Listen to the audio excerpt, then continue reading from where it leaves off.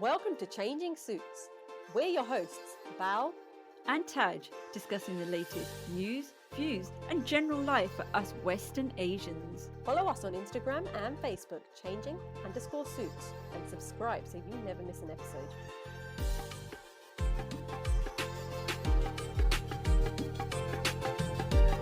Hi, welcome to Changing Suits. My name's Bao. And my name's Taj. Now, on today's episode, we are going to be discussing the controversial topic of whether we still love boys more than girls. Now, obviously, in the past, we know that the Asian community has very much favoured having boys, and we're all very happy when we have boys. But has life actually changed that much? What do you think, Taj? I think it has changed a lot from like 10, 20 years. Yes, definitely. But there's still those underlying differences. Now, why don't we kickstart with something that we were talking about last week or a couple of days ago even, when we were talking about wills, when I pointed out something that you didn't even realise. Do you want to talk about it, Belle? Because it is your story to tell. Okay, so as we're getting older, we're starting to think about, if I wasn't here, who would I give my £1 billion fortune to? Yeah, you wish. Yes, I wish. And how you split it, you know, what goes into the will. It's just a topic you have to think about as you get older. And basically, the conversation between us was, in the good old days, it would be property, your assets, everything goes to your son, right? Because your daughter's going to get married, and you know, obviously you're going to get her married off to a billionaire who can look after her and treat her like a princess, or the queen, should I say, right? Now, when we were discussing it, I was like, oh, I mean, something you brought up, to be fair. Okay, let's actually say what actually happened. You've actually said, why would you not split it 50-50? And I'm like, oh, see, I hadn't even thought about that. And at that point, I realised how backwards you were. At that point, to be fair, I actually at that point realised how backwards I was. I hadn't even thought about it like that. And I was like, okay, that is a good point. I mean, you know, life is throwing so many people curveballs. You don't know where anyone's going to end up. So, And how did you, wait, before we carry on, how did you do your split then? Well, yeah, I like the way there's a big pause. Well, the pause is there because it made me think after we spoke. And I was like, actually, no, you're right. It shouldn't be 100% to him. Not that I would have given him 100%, but it shouldn't quite be more to him, less to her, that sort of thing. So, yeah, it made sense, 50-50. So, but the fact that automatically it didn't even come into my mind. I don't know why. Obviously, I was having one of those days, those blonde moments, should I say. Bao, I don't think you were having one of those days. I think it's just something that's ingrained into us, and basically we just don't give it a second thought, because it was, if you think about it, the Jameen, the land, went to the boys, and there was no consideration of it going to the girls. Now, obviously, now this is a different scenario now. But you're in your mind. I'm not trying to say that. I'm not trying to put words in your mouth, but in your mind, basically, you were still back in the day when the boy got everything. Hey, I just admitted it. What else do you want me to say? I just want it to be clear to the listeners what you're about. Whoa. Okay. I'm also here to listen, listeners. So just give us your views. Yeah. I changed my view because I agreed with you. I'm like, no, that is a good point. I mean, what if he ends up being the billionaire and she needs my billion? By the way, just to clarify, I don't have a billion, so no one tried to kill me or anything like that. You're not going to get very much out of me. A fiver, maybe? Yeah. I mean, only on a good day. But anyway, so yeah, no, but it did bring topic to the forefront, and it was a conversation point. Have we changed our way of thinking? Do we still celebrate boys more than girls? I would say that we still do, because basically when a boy gets married, quite often they stay with the family or close to the family, not even if it's not in the house, and the girl would get married a majority of times away from the family and go closer to the boy's family. Obviously there are circumstances where this isn't the case, but generally it still happens. All right, let's look at the history. I think that's important to look at. Why was it first given to boys? I mean, let's cover that because, you know, our listeners might not be aware of these things. So basically, in the good old days, boys were the breadwinners, right?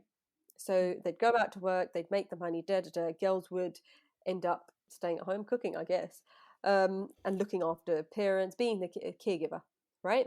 So boys got educated, they were looked after, they would have looked after the family financially, whereas girls couldn't do this.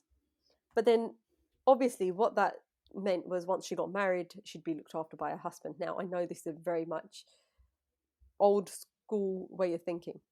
The other thing was the dowry cost, something that obviously goes on now, which we will discuss later on in this podcast, I'm sure. But life's changed. Women are working alongside the males. So usually, I mean, pretty much doing double the work that they were doing before anyway, having to be the caregivers, plus on top of that, have a job. So life has changed. But then why haven't we and our minds changed? Where's the issue? I think it's almost like media, the propaganda that you know when you watch. You are hating the media every time I we know, go into I a know. podcast. I've realised that. Having a go at the media. No, it was just something that just sprung to mind. But for example, Bollywood films. I know I hit on Bollywood films as well, but these are like, you know, when you had the happy, happy dancing, and they were in your head. They were like, this is what life's gonna be, and that's pretty much how we've gone through growing up, thinking, okay, boys get this, girls get this, and it's still like that. Because if you think about it, the boy generally, I'm not saying all the time, would be looking after the parents. So you'd want almost a thank you. Here you go. Here's your money for looking after us, almost. And it shouldn't be like that. And it has changed. But again, it's not changed for everyone because it still happens in quite a lot of places in India and stuff like that. And still here. Let's not just say it's India. Here as well, it happens. I think this podcast, and we are the perfect people to talk about the gender bias, because obviously there's three of us girls and our brother, not my brother, and just about the fact that you being the second daughter, me being the third daughter, and me knowing that my parents weren't happy when I was born.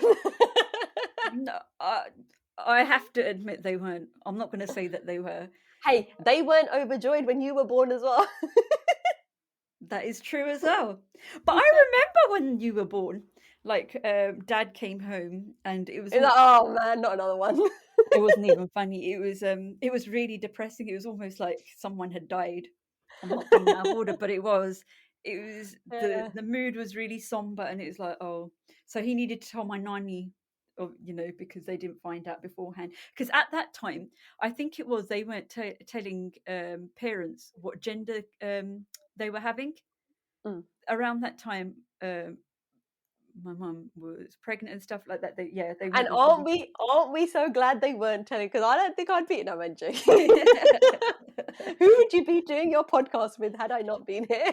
That is true. But so I can remember, and it stayed with me for my life basically.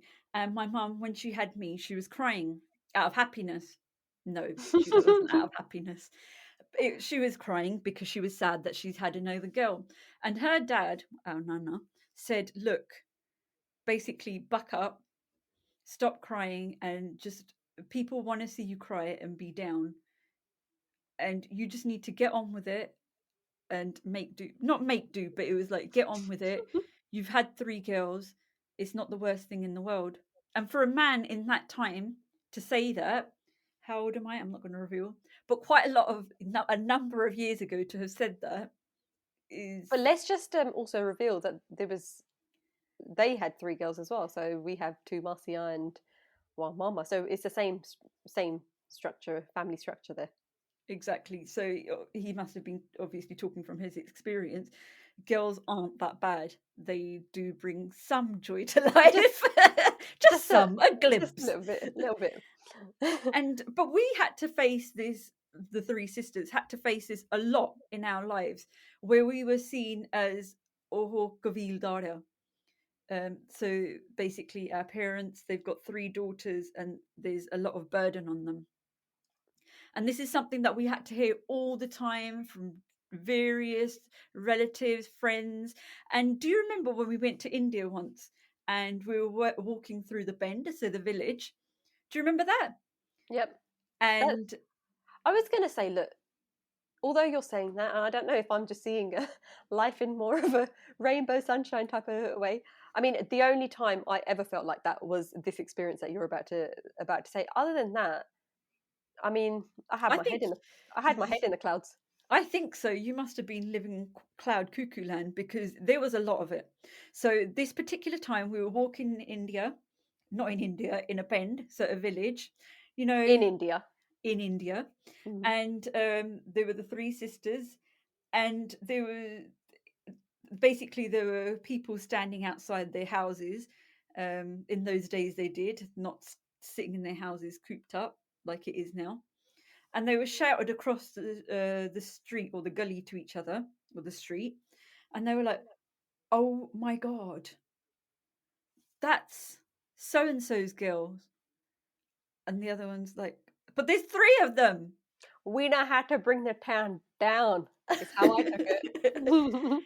It wasn't like that. It It was like, wasn't like that. "Oh my god, there's 3 of them. He had 3 daughters. Oh my god, that's really bad." And we, all 3 of us, were so upset that he said that. And we did go back to our aunt, so our boy, and we told her, and she was really angry and she was going to go and have a go at them. But we were like, "Don't worry, it's okay. We'll live with it. We're scarred for the rest of our lives, but we'll live with it." See, I'm okay. So I do remember that, and yeah, that's the only experience where I felt like it stuck with us. Where it's like, oh my god, it was 3 girls.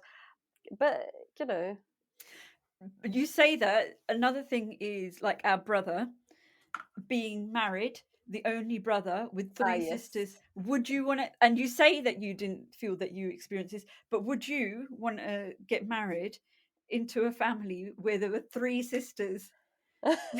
Three, the 3 witches. we we will ask our sister-in-law.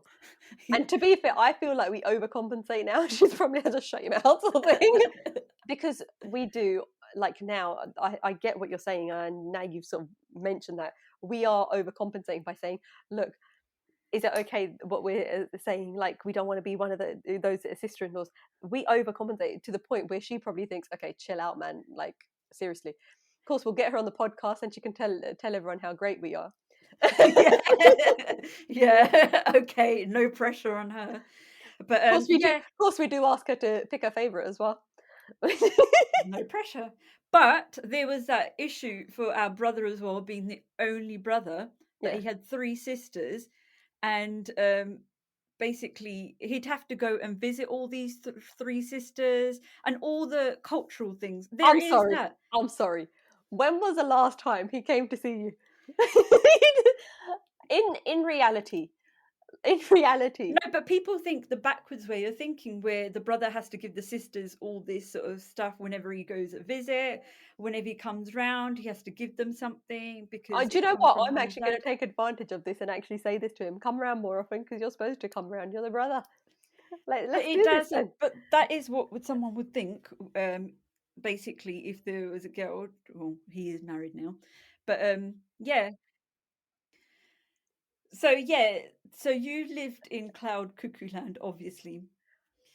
So we did, probably because we were older than you, experience all these things about us being a burden on our parents.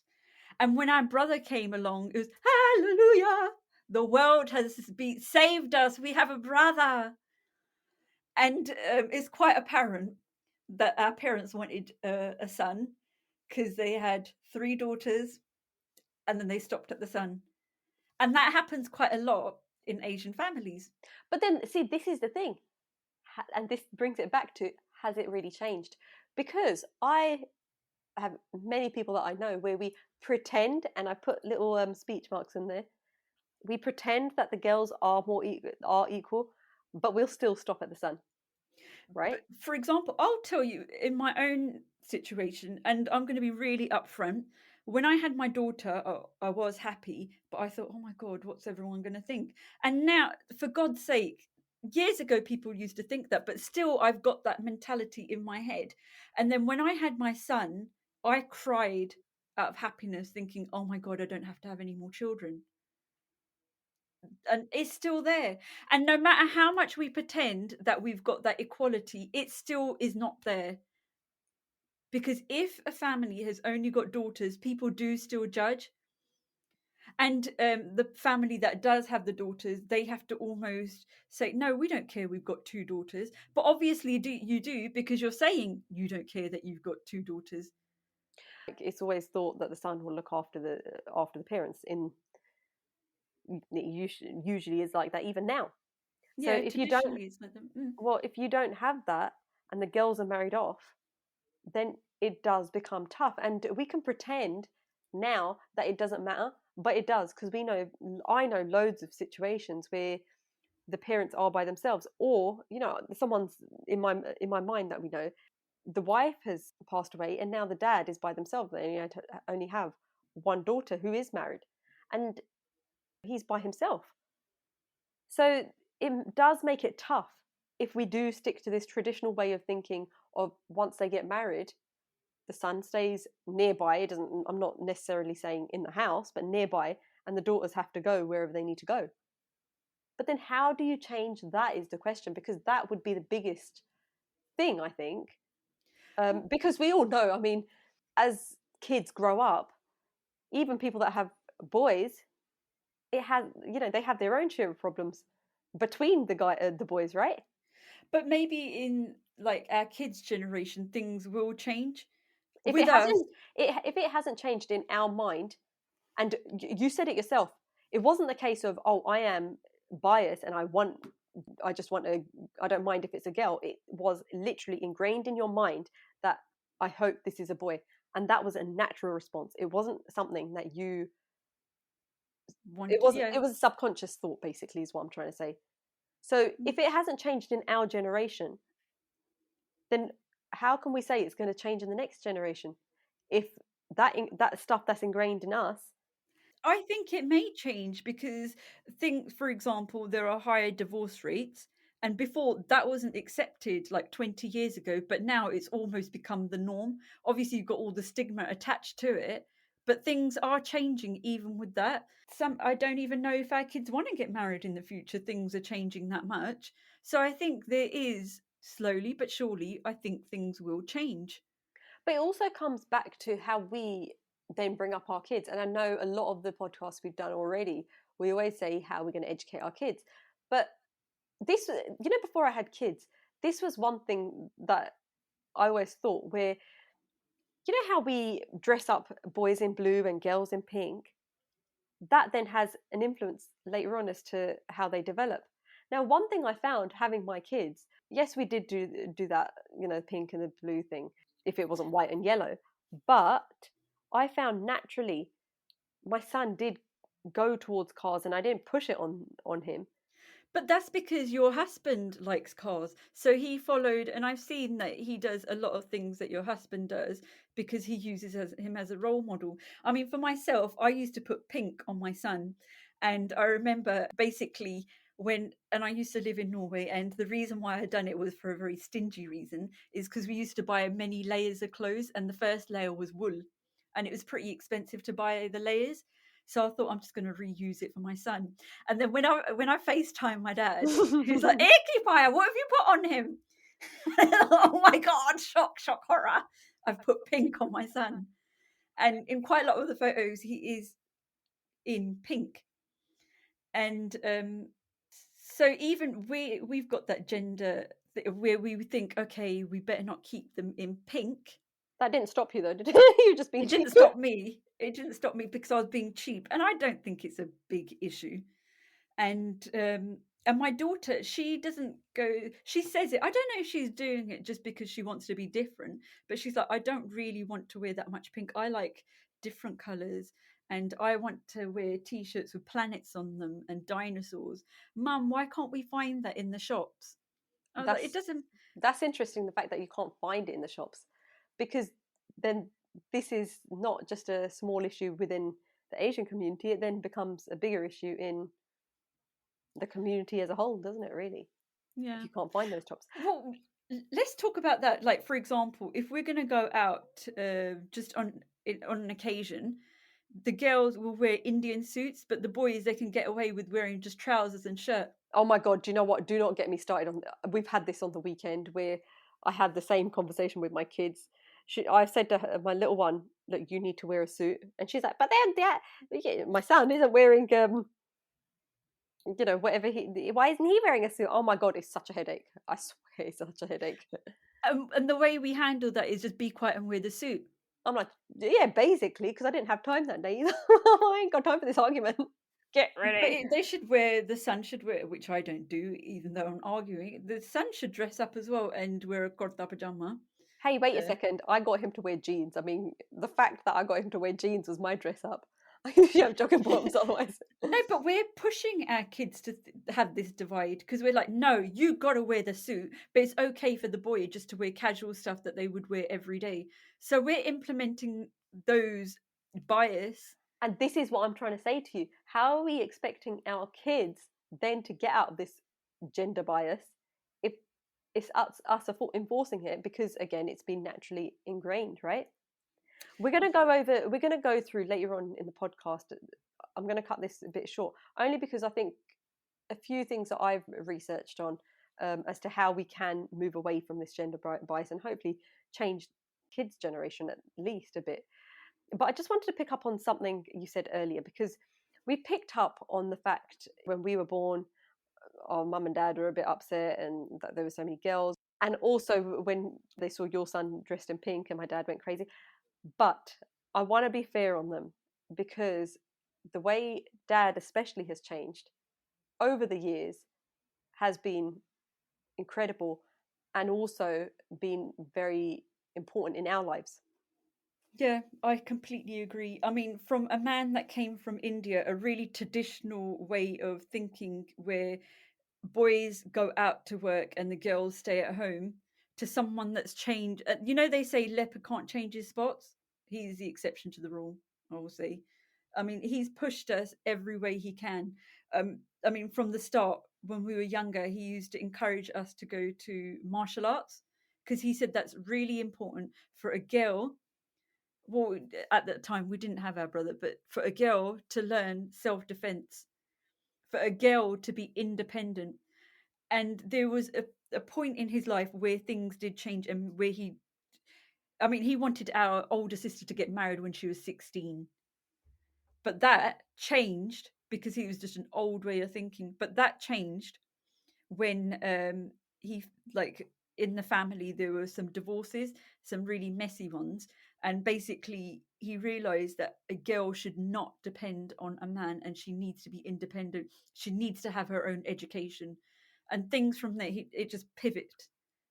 And the amount that he's pushed us and pushed us, especially you, well, he Yeah. pushed us all, but he pushed you a lot to go into politics and all these different areas, things that you wouldn't have done if he was still in that backwards way of thinking, to be honest. And this is why I wanted to pick up on it, because although we've said in the good old days they were upset about it, the amount that he has encouraged us has been amazing and has meant that we've got to where we've got to. The martial arts thing was something that people weren't doing at that point very often, that for girls. Even as you know, I mean, you've moved when you got married 2-3 hours away, but he was like, no, you still need to carry on with your job. And that's literally how it was, because it was a case of you've got your own independence if you've got your own money and you've got your own job. And I think that's obviously shaped our lives for the better. Yeah, definitely. But we still had those gender bias where it was important for the girls to learn how to cook and the boy not so much. I remember when our mum and our cousins, we're really close, so they used to do a lot of things together, and they used to go to a particular cousin's house, and we used to hate it when they used to go to these cousins because those girls were really good at everything. They could cook, clean, do this, do that, and when they used to come back, us and our cousin sisters were like, oh God, here we go again. they're going to say how wonderful they are and they can cook and do this. And it was really annoying that they used to do that. And it's like, okay, whatever. Whatevs. Whatevs. Whatever. It was a case of whatever. But it was important for them, like as girls, for them to teach us how to cook. And why was it important, Belle? Do you remember? No, I can't actually remember. God, where did you live? I'm sorry. It was important for us to cook because they said that if once we got married, they didn't want our mother-in-law to say that we couldn't cook. That was really important. Well, yeah, but then this is something that is still that is going on in society, though, isn't it? The fact that you don't want to be the person, and I don't think there's anything wrong with it. You don't want, and not just your mother-in-law, you don't want anyone to come back and say you don't know how to do this. So if anything, it's not Yeah, just but then why aren't we teaching our boys as well? They should have that. We don't want anyone to come back and say to them well, that they can't do anything. but this is this is what I was trying to say. What are we doing to now change the next generation? Because look, the last generation came from wherever they came. They came from India. It came from wherever they came from, right? Hmm. So they had that mentality. But then what are we doing to change it for our kids? Because we're Well, from here. what can we do? What do you want? I mean, I think, Well, we should be teaching them how to cook. yeah, both the genders. But Yes, there's still that even in our, like, because obviously our parents' ages, they're like, oh God, why are you teaching your son? I don't think so. You don't get that? I don't think so. No. Mm. I think there are still um, people in the community at our parents' age that are still like, oh my God, why are you letting your son cook? Well, I don't know what everyone else is doing. All I can say is if the people that I'm around, I don't think they would have an issue with it. Although saying that, I'm not saying that that isn't going on. So if, But okay, you say that, but how much do you cook versus how much your husband cooks? but see, he enjoys cooking as well. But he doesn't cook as much as you. He doesn't. But You then, cook every day because you're expected to cook as the woman. yeah, no, I agree with you. I think there is So that. there's that gender bias still there. So you're saying that it isn't there, but it is there. No, I agree with you. Whoa, calm down. I'm saying I agree with you, sister. Right? I do agree in the fact that our generation has that gender bias. But what I'm saying is the next generation, if I was to get my son to cook and my daughter to cook, I don't think there would be an issue with our parents or, my in-laws, for example. Not, I don't think anyone would say, "Oh my God, why are you teaching him how to cook?" Or, "Why is he putting the dishes away?" I think it's life skills that we're teaching them. Forget the gender bias thing. I mean, I don't actually enjoy my kids coming and helping me cook. Oh I hate God, the it is kit. annoying. I hate the kitchen in on a good day. Having the kids in there where it takes even longer is just like the worst thing ever. But for life skills, this is what it's not about the gender bias. We need to be teaching them how to do this because no one knows where anyone's going to end up. Why are we assuming that they will get married and the girl will cook and all this sort of stuff? So they should know how to do it. And the other thing is, I mean, we can't say the older generation don't know how to cook. I mean, our mama knows how to cook. Our master knows how to cook. My dad knows how to cook, right? Yeah, but they don't still cook every day. It's still expected of the woman to cook every day. That's not true. Well, now dad's retired, that's different. But I mean, when they were okay, all right, I get you. You get what I'm trying to Damn. say? Well, I know in a majority of the households, the woman is still. But let's not look back. Let's look forward. I'm a forward-looking kind of gal. So let's move on to a different area, divorce. Now, divorce rates are high now, and women are still blamed for the divorce, basically. Even if, for example, I'm not just saying that it always happens that it's the man's fault, but even if a man, for example, is abusive, the woman still gets blamed in the relationship when there's the breakup. Or if they go and have an affair, it's still the woman's fault. Society has not changed. I mean, I had an experience, and this is quite. I don't go around just talking to random people. Actually, I do. So I was going to the Godwara, and again, my cheapness. We didn't have a car at that time because it was expensive to get a car. So we used to go and use public transport, which quite a lot of people done in Norway because the public transport was pretty good.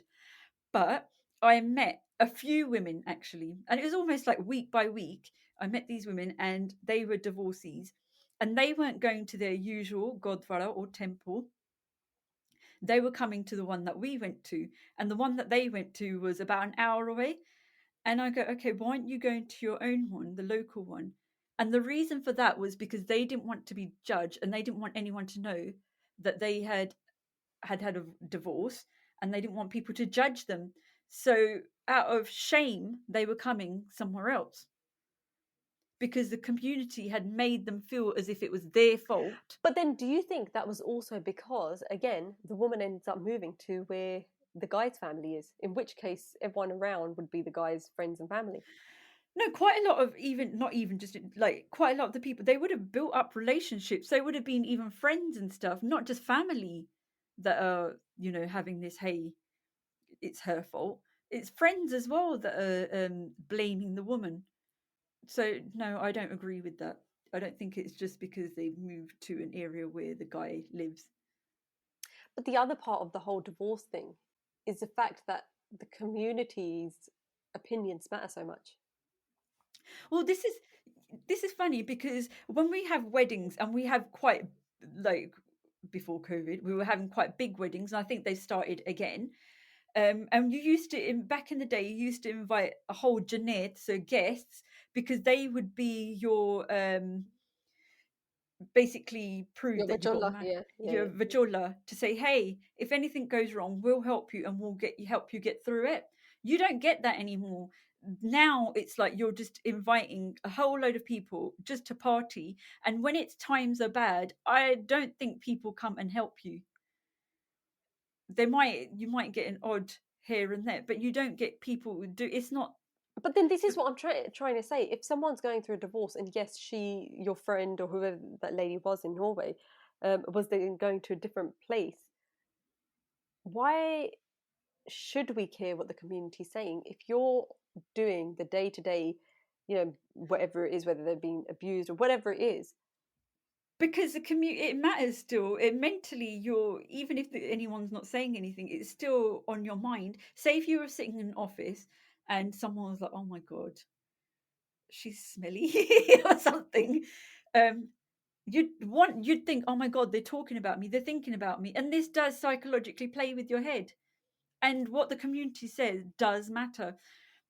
You want to get to a stage. You want to get to a stage where it doesn't matter, but things do matter. Yeah.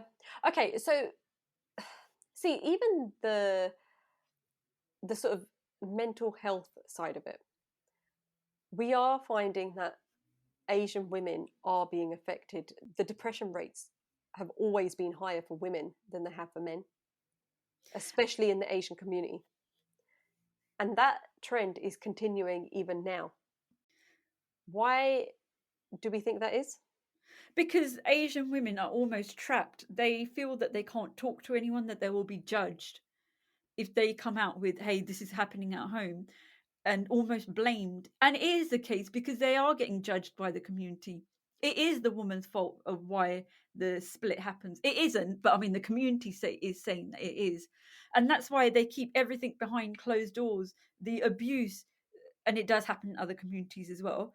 But I think it's more up there for the Asian community because as an Asian woman, you don't feel that you can reveal anything because you don't want to be judged. And that's why there's still the higher mental health problems with Asian women in the community because they don't feel that they can express themselves. And sometimes to the point of you'll keep the truth even from your own family because you don't want your family to be affected. You will be like, I don't want another person in my family to be divorced because you're worried that people will judge your whole family, not just you and just your immediate family, but your whole family, cousins, whatever. So you just almost put up with, for example, the abuse and whatever happens in the house. The point I was trying to make before is I feel that sometimes that perhaps women tend to take on the pressures of society a lot more than perhaps men do. That might be because the pressure is on the women, so you have to care a bit more. But should we be in a position where that community and family responsibility lies on both shoulders and not just the female's shoulders? Well, I think the only way that we can face this is if the community starts facing issues and bringing them to the forefront and not sweeping them under the carpet and willing to talk about them. That's the only way that we can move forward. But I think they are, and the community is more open to it. I mean, if you think 15, 20 years ago, if someone got divorced, it would be the biggest headache in the world. But because it's become the norm, should I say, people don't want to get involved in other people's relationships. It's I mean, less, yeah, there's less rotelle now, so people that fix up couples yeah. because they don't want that headache of being blamed for fixing up and then the marriage breaking down. But this is what I'm saying. So yeah, that pressure was on the family, on both sides of the family. But now it's a case of you do what's best for yourself, which is why I'm saying perhaps the pressure of society has reduced because so many people are going through it. And it's like, okay, this is the norm. You can't keep pressurizing people because it's the norm. And that's where I was going with the previous comment. I think it is the norm, but there's still it's becoming more and more common that there's divorces, but there's still that, hey, oh, that woman, she's single, she's a divorcee. There's still fingers pointing, to be honest. It is, I will agree, 20 years ago it was, oh my god, the world's going to end. It isn't so much that now. Okay, so where do we go from here? Because we don't know where, if our kids will get married or the pressures of society. But you've sort of touched on a really important point where you've said, look, raise awareness. These are topics that are affecting both women and men, but perhaps more women. And that is perhaps why the mental health of women is suffering so much in comparison. Well, we can begin going back from the beginning is teach our girls, for example, and our boys obviously continue, that it's okay, like, to get educated, to do what they want, to be independent. If you want to become an engineer, yes, you can do it. If you want to play football, go and play football. And try to step away from those bias and being in those boxes. That is what is going to take us forward. The other thing is checking our own bias. So we started this podcast on the fact that we were speaking about wills, and I hadn't realised that what would naturally come to me, and realised that there was that bias. So checking our own bias is really important as well. Expose our brains to different languages. We don't sort of blink an eyelid when we say policeman. Perhaps we should be changing those words that we use, police officer, because there's plenty of police women that are doing it. So these little things maybe change society for the better, and also just get a bit of feedback on the fact that we do have these unconscious biases. Like I said, we started off on something where I had accidentally hit on a bias, which I hadn't realised until I'd had a conversation with yourself. Anyway, so listeners, we're going to end this podcast here, and just wanted to find out your experiences. Look, we've had our own experiences of being 3 girls in the past where we've had to listen to things. We've had to listen to society tell our parents that they have a big burden. What's been your experience? And I know there's plenty of groups out there which are really bringing awareness and this issue to light. So give us your experiences. Join us on the Facebook group and the Instagram, changing_suits. And we'll see you on the next episode. Bye. Bye. Follow us on Instagram and Facebook, changing_suits, and subscribe so you never miss an episode.